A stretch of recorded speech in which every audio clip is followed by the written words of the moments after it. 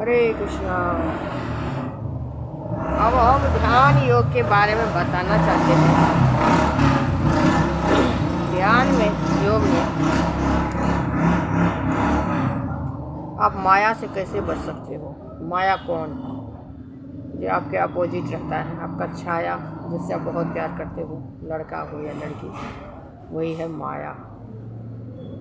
तो भगवान कहते हैं ध्यान योग में जो माया से बच के रहो। और सनातनी धर्म में भी कहते हैं, बाबा महाराज बोलते रहते हैं माया से बचो। प्रभुपाद जी भी वही बोलते हैं। हम वैसे बैठे नहीं हैं इसको कभी सुनने के लिए, लेकिन कभी कभार यूट्यूब पर आते रहता तो हम सुनते रहते हैं। वो लोग को भी बोलते हैं, सन्यासियों को, जो माया से बच के रहो। माया जो है ना, वो हमारे मतलब ध्यान को भटका सकता है। अब भटकाता है, सकता नहीं है, सचमुच का है ये, जो ध्यान को भटका देता है। अब मैं अपने हस्बैंड के बारे में बताना चाहती हूँ।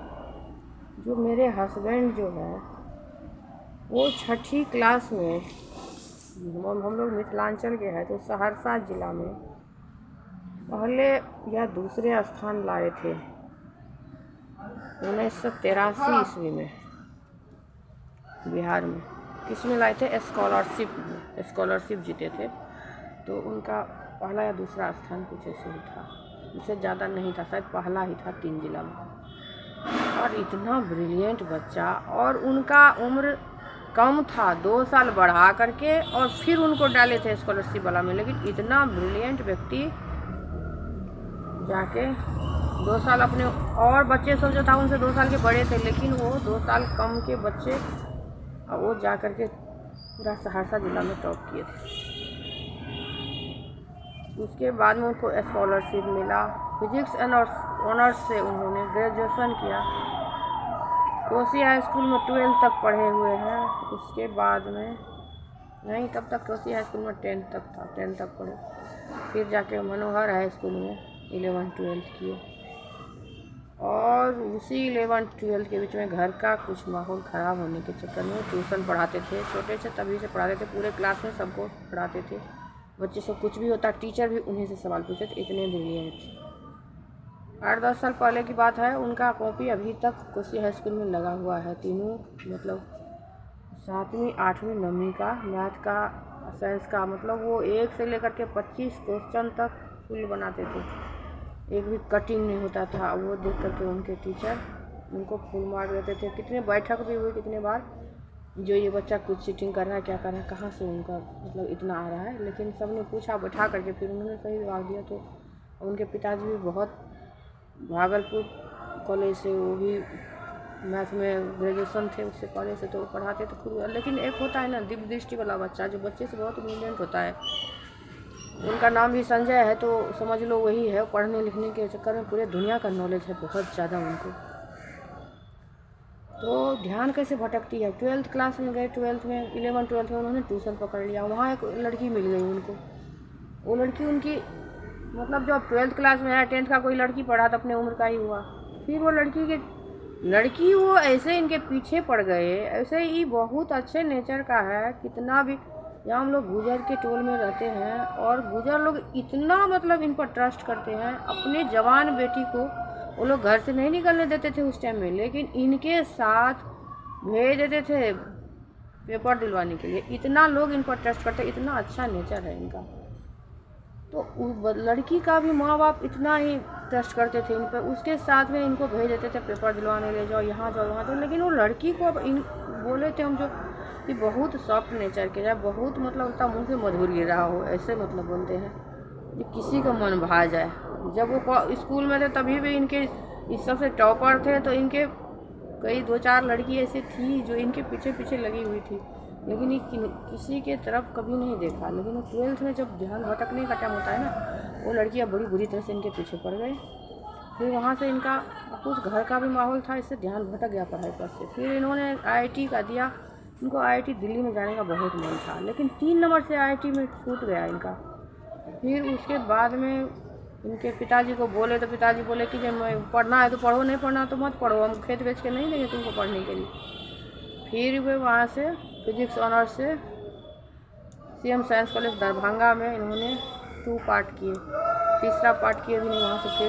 फिर वो लड़की उस टाइम में 4 लाख रुपए लेके आ गई थी, 8-10 भरी सोना लेकर के, चलो हम लोग बाहर पे कहीं चलते हैं शादी करने के लिए। लेकिन इन्होंने क्या किया, उस लड़की को बोले अच्छा ठीक है कल जाएंगे, लेकिन उसको रात में 12 बजे उसके घर में छोड़ दिए। और वहाँ से दिमाग में कुछ भी समझ में नहीं आया, लगा कि हमारा परिवार बर्बाद हो जाएगा जब हम ही शादी कर लेंगे छोटे जाति में, और अभी शादी करने का तो उम्र भी नहीं है। उसी टाइम में इन्होंने एसएससी का पेपर दिया था, तो उसमें भी इनका आ गया था, लेकिन टाइपिंग में जो है ना बाद में पता चला टाइपिंग में छाप दे, क्योंकि टाइपिंग था उस टाइम में। और खुद ही पढ़ के आईआईटी में भी इतना नंबर लाए थे, और एसएससी भी कंप्लीट किए खुद ही पढ़ के, कोई कोचिंग वोचिंग नहीं था इनके पास में। लेकिन एक लड़की आई, इनका ज़िंदगी भटक गया वहाँ से। फिर वो उनको अच्छा नहीं लगा, वहाँ से दिल्ली आ गए। अब दिल्ली में आकर के उसी एस्कॉन में 2-3 दिन तक ये सोए थे, वहाँ 1 नंबर गेट पर सिर दे करके वहीं खिचड़ी खा खा के। एस्कॉन से मेरा ऐसे जुड़ा हुआ है तभी से, पता नहीं भगवान क्या बताना चाहता, क्या करना चाहता है। फिर इनका एक भाई था, वो वहीं रहते थे एस्कॉन में, फिर उन्होंने अपने घर ले गए, फिर रूम दिया दिए, फिर जाके ट्यूशन वूशन पकड़े, यहाँ करने लगे।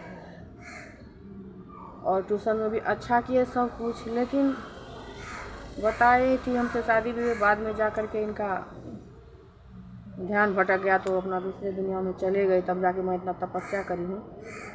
तो ध्यान जो है ना, ध्यान पढ़ाई में बहुत, जब जो उम्र में अभी पढ़ने का उम्र है बच्चा, तो पढ़ना ज़रूरी है।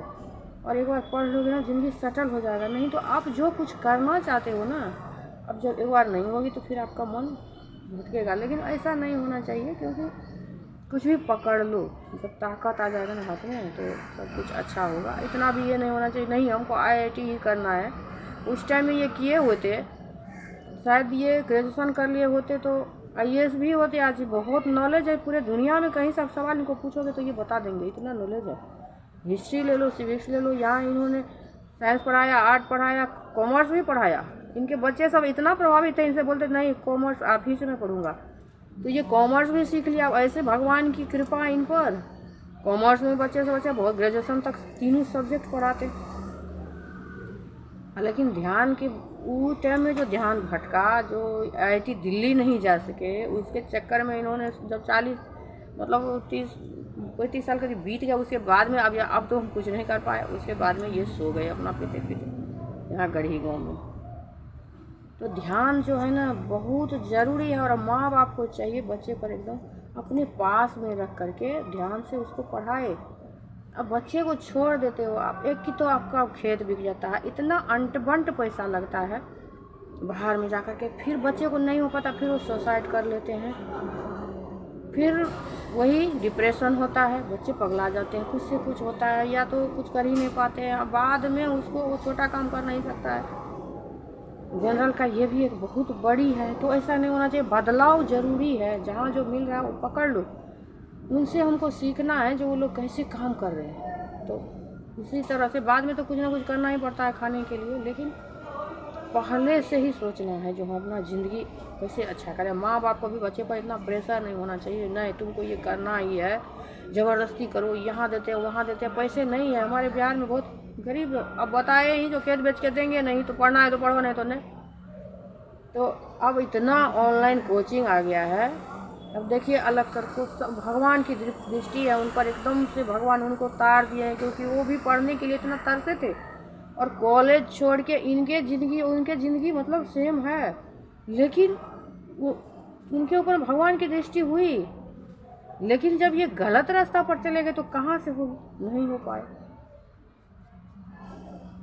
अब आप देखो जो इतना कुछ किए हैं, तो ज़िंदगी वहीं ख़त्म नहीं होता है। कुछ भी ऐसा हो जाए तो फिर गलत रास्ता बिल्कुल नहीं चुनना है, और घर में भी रह करके शांति से पढ़ सकते। कोई ज़रूरत नहीं है पढ़ने के लिए दिल्ली आने का, कलकत्ता जाने का, बम्बई जाने का, यहाँ जाने का, वहाँ जाने का। जब तक आप घर से भी सेटल नहीं होगे, कॉलेज तक पहुँचने का रास्ता ना मिल जाए, तब तक आप घर से जाना ही नहीं है। 12th के बाद अपना अच्छी तरह से करो घर में तैयारी और पढ़ो। क्या ज़रूरत है पटना जाने के, वहाँ इतना खाने का टेंशन, सब कुछ का टेंशन, बच्चे के चीज़ के लिए तरस जाते हैं, फिर कमजोरी होती है, फिर एक सब बीमारी होता है। तो ध्यान रख करके पूरा अपना ज़िंदगी को सेटल करना है। बस ये रखना है, ज़िंदगी कैसे सेटल होगी। कोई ज़रूरत नहीं है कहीं जाके। हम लोग 2 BH के रूम में रहते हैं, 11-12 आदमी, और मेरे दोनों बच्चे 90+ लाए हैं साइंस में। एक रूम में हम लोग 4 रहते हैं, उसमें भी ये अल्कोहलिक है। इतना हल्ला करते थे पहले, लेकिन भगवान के पूजा से सब कुछ सही हुआ है। आज ठीक है, हमारे बच्चे भी मतलब लगता है सब जैसे बुझ गया हो ज़िंदगी में, और नहीं सवेरा का इंतज़ार कर रहा, ऐसे मेरा मन लगता है। पूजा पाठ से होता है, सब कुछ होता है। अब विश्वास करो। कोई बोलता है ना कुछ नहीं होता, कुछ नहीं, हमारा सांस भी चल रहा है ना, तो वही चला रहे हैं। ये सोचो, आपको जो 2 दिमाग दिया हुआ है ना, ये करना है वो करना, तो जो इसमें आप चूज करो जो अच्छा कौन सा है, जो हमारे लिए बेस्ट हो, वही है भगवान। समझे ना, भगवान है हमारे यहाँ है भगवान, जो 2 राह दिखाते हैं। अब भागवत गीता की इसलिए पाठ जरूरी है, आपको मार्गदर्शन करता है, आपका मन में आइडिया आता है। हम बहुत कमज़ोर है पढ़ने में, बताए तो हम 0 लेवल का है, लेकिन हम 2 कविता बनाए हैं। कहाँ से भागवत गीता से आइडिया आया है मेरे दिमाग में। मैं 2 कविता बनाई हूँ, अब मैं अपने यूट्यूब पर डालूँगी, आप देखिएगा। मैं बिल्कुल 0 लेवल का हूँ, मेरे पति जो है वो 100%। यानी हम दोनों का ज़िंदगी बिल्कुल अलग अलग है। बड़ा फिल्म मतलब बनेगा, इतना चलेगा, लोगों को ज़िंदगी से इतना मिलेगी, ऐसे है, समझ गए ना। लेकिन उन्होंने कभी मेरे में भेदभाव नहीं देखा, जो ये ज़्यादा पढ़ी नहीं है, वो एक कल्चरल हमने देखा जो नहीं, ये हमारे घर को संभाल के रख सकती है, इतनी अच्छी नेचर, कहते चलो हम इससे शादी कर लेते हैं। और तो उतना ब्रिलियंट कि जिसके पीछे इतने लड़की घूमते थे, वो हमसे क्यों शादी की। तो यही होना चाहिए। अब लड़की, हमारी बहन है एक, अभी तक उसका शादी नहीं हुआ है, लड़का वाला देख के घूम के जाते। ऐसी लड़की आएगी उसके यहाँ जो समझ लो खाना भी नहीं मिलेगा उसके मम्मी पापा को। मेरी बहन इतनी अच्छी है, BEd कर लिया, सब कुछ कर लिया, अभी टीचर का तैयारी कर रही है। पापा भी लाचार, बोले जो चलो बाद में करवाएंगे मतलब शादी, लेकिन इसी में लेट हो गया नौकरी के चक्कर में। लेकिन बिहार में नौकरी कहाँ मिलता है जनरल का, और लड़की तो उसमें बहुत ज़्यादा मुश्किल है। लड़की को तो लड़ना, और लड़की को लड़ना बहुत ज़रूरी है। लड़की को खड़ा होना पैर पर बहुत ज़रूरी है। जब तक वो पैर पर खड़ा नहीं होगी तो उसको कुछ भी नहीं हो सकता है, न माँ है न बाप है। जब सती माता को खिलाफ शादी कर लिए थे, तब उनको भी दुनिया से जाना पड़ा था माँ बाप के विरोध में। अब क्या करोगे, किसका विरोध करोगे, सब अपना ही है। यही समझ के चलो, ससुराल वाले भी अपना है, मायके भी अपना है, लेकिन उसमें आप सही डिसीजन लेते हो, उसके लिए आपको पैर पर खड़ा होना, तो थोड़ा बुद्धि होना चाहिए, थोड़ा एकदम कोई भी जाति का हो लड़की का। इसलिए बढ़ना बहुत ज़रूरी है, जो हम किस तरह से अपनी ज़िंदगी को अच्छा करें। और कलयुग में हमको लगता है जो कोई भगवान आने वाला नहीं है, वो कल की अवतारी लड़की ही होगी, जो लोगों को बताएगी जो कैसे दुनिया में जीना। भगवान उसी को गीता ज्ञान देगा, समझे ना। क्योंकि शुरू हुई थी लड़की से ही, भगवान पहले लड़की बन के आई थी, मतलब शक्ति बन के आई थी। तब उनको लगा कि अकेले तो कुछ भी नहीं होता, तभी वो गीता बनाई थी। तब जाके महादेव को लाए, फिर दोनों में इतनी लड़ाई होने लगी, फिर श्री कृष्णा आए, फिर सुलह करवाए सब, तभी से ज़िंदगी चल रहा है। श्री कृष्णा ही आए थे औरत बन के, फिर जाके उन्होंने गीता बनाई थी। तो ये गीता जो है ना, आज से नहीं है, हमारे भारत में पता नहीं कितने दिनों से। ये जो है भगवान भोले बाबा का डमरू है, जो बजाने से आपका, हम देखे आज उसमें जो पार्वती माता डमरू बजाई, तो पिछले जन्म का उनको बात याद आया। और गीता पढ़ने से आपको इतना बात आता है, मोटिवेशन आता है, जो आप कुछ भी कर सकते हो। सब मार्गदर्शन अच्छा होगा। आप ससुराल जाओ, मायके जाओ, कहीं भी रहो, एकदम खुश रहो, मस्त रहो, कृष्ण भावना में पिया करो, राधे राधे बोला करो बस। और कोई भी भगवान का पूजा करो तो एकदम प्रसन्न हो करके। सब भगवान एक ही है, बताए थे जो धरती गोल है, और भगवान का सुदर्शन चक्र भी गोल है। और भगवान का सुदर्शन चक्र क्या है, गीता है। तो गीता पढ़ना बहुत ज़रूरी है ज़िंदगी में, एक बार गीता पढ़ना है और सब कुछ अच्छा होगा ज़िंदगी में। और मन लगा के पढ़िए, खाइए पिए, मस्त रहे। आप उतना पढ़ना भी नहीं, पूरे दिन घुसे उसमें भी डिप्रेशन होता है। हमारे बच्चे सबसे खाली क्लास ले करके इतना निकाल ली, और आगे भी निकालेगी, कोई दिक्कत नहीं है। इतना पूरे दिन पढ़ते रहो तो दम घुसता है उसमें। और खुश रहो बस, पेपर दो। यही है मोटिवेशन। और ध्यान योग का भी यही है, जो ध्यान बहुत ज़रूरी है, एक जगह पर रखना, केंद्र में रखना एकदम। और इसलिए मंदिर वंदिर में जाना ज़रूरी रहता है थोड़ा, जो भगवान पर विश्वास हो और किसी के ऊपर आप ट्रस्ट करते हो, वो भगवान हो, तो आपका ज़िंदगी ऐसे कटते जाएगा कटते जाएगा कटते जाएगा। दूसरे आदमी पर करो तो बिल्कुल बेकार है। मेरे पति बोलते हैं एक हाथ को दूसरे हाथ पर भी विश्वास नहीं करना चाहिए, पता नहीं कब ये हाथ कट जाए या कुछ हो जाए। तो इसलिए अपने आप पर यहाँ विश्वास होना चाहिए और अच्छा करो। हरि बोल।